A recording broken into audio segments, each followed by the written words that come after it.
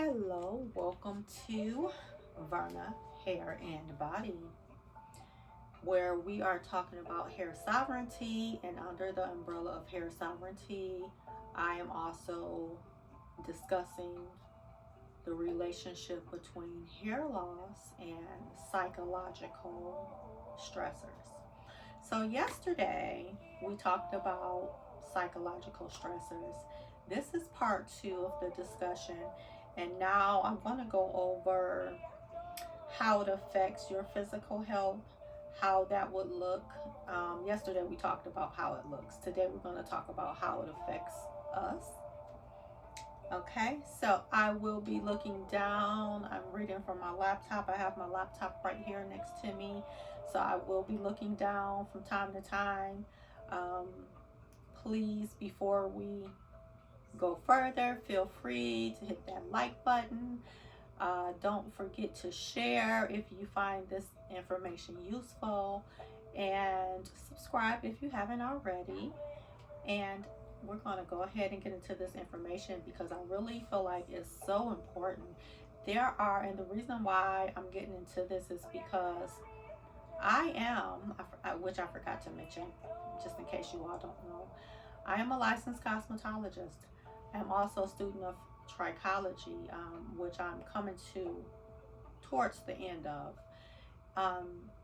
And most of my clients have hair loss issues. Most of my clients, and this is why you won't see too many videos of me styling hair, because a lot of my clients are dealing with hair loss and they don't want to be seen like that, so I am putting this information out to hopefully help them and help you all, and maybe you can figure out, we can figure out together what's going on, because I can do my part in my practice. I can do my part to help you, but from day to day, in your daily life, you have to first of all find out what your stressors are, if you have them at all, and then you want to eliminate if you can. I'm not telling people to break up. I'm not telling people to leave their husbands. I'm not saying anything like that. But we will later on get into some of the things that you can put into practice to regulate your nervous system for your own mental and emotional well-being. We will get into those things later on. But right now, we're going to talk about how it affects your physical health, because I want you to understand what's happening when you're dealing with stressors and how is this causing a problem with your hair as well. Okay, so how it affects your physical health. Chronic cortisol spike, constant relationship conflicts keeps your body flooded with stress hormones, directly stalling the active growth phase of your hair. Sleep and diet disruptions. Relational anxiety frequently leads to insomnia and poor nutrition, depriving your hair follicles of the vital nutrients required for growth. Nervous system burnout. Prolonged psychological stress shifts your body out of its healing state, which is rest and digest, and forces it into survival mode, sacrificing non-essential functions like hair production. So there you can see that stress is directly related to how hair grows or not grows or sheds. And I'm here to, I guess, help you to be aware of it, and to also be a support as you begin to eliminate the stress, and to take your hair sovereignty back. And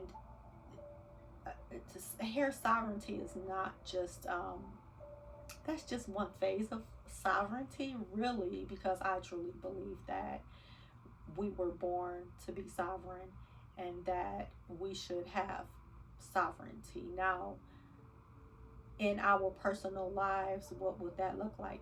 Just making your own decisions, having full bodily autonomy, and making decisions for your own and greater good. Not outsourcing yourself to others, even relationship partners. Doing what's best for you, you know.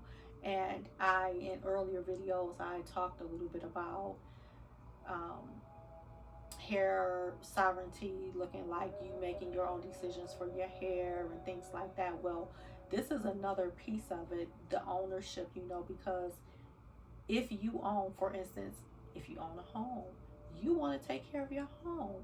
You don't want your home falling apart.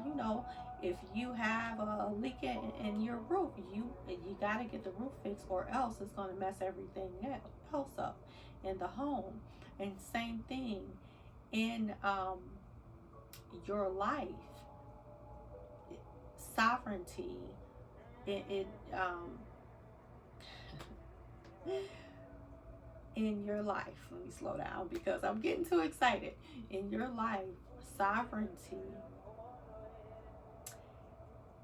if you don't have balance, everything falls, and there has to be a balance and a flow, ebb and flow to life. So that's what we're talking about. I'm just here to just kind of push you along the way to you becoming aware of your sovereignty, your hair sovereignty, if you're not aware, or to you becoming aware of what's going on with your hair, just taking ownership of your hair, of what's going on with it, of the health and wellness of your hair, just as you would your home. So let's see. I think there's a few other things. Let's see.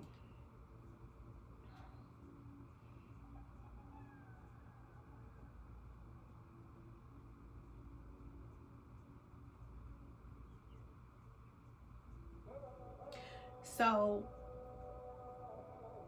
from what I Googled, there are 24 other sites that's talking about this.